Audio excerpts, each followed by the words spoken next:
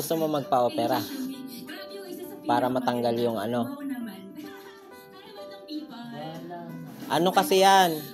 Coronary artery disease. So itong video nga na to ay kahapon pa, bali pinagtahi nga ako ni mama ng duster niya na may mga butas na.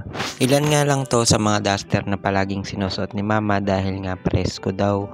Medyo lumaki nga kasi si mama kaya naman walang ibang magkasyang duster kung hindi ito lang.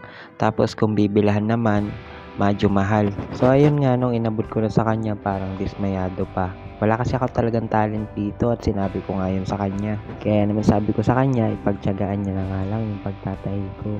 After ko nga magtahi ng mga damit ni mama na may mga butas ay pumunta naman ako sa labas para kuhanin na nga yung mga sinampay ko na nalaban at natuyo na. Inuunti-unti ko nga lang talaga lahat ng gawain para naman matapos ko pa rin kahit naman hindi sa isang araw.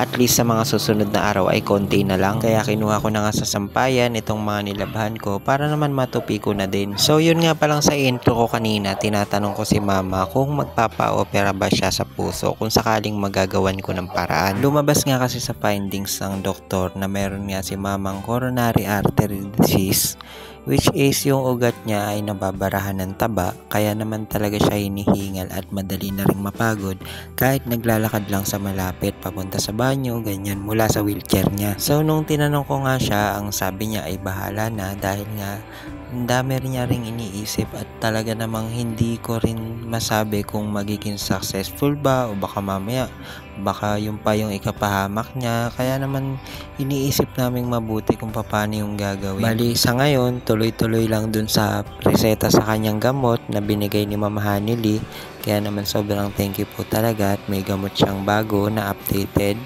at lahat na kompleto na dahil po nabili na. So sa ngayon ang pinagkakaabalahan ko ay nagbebenta ako ng mga item at nagpo-promote sa isang application kung saan magkakaroon ako ng komisyon pag meron akong nabenta.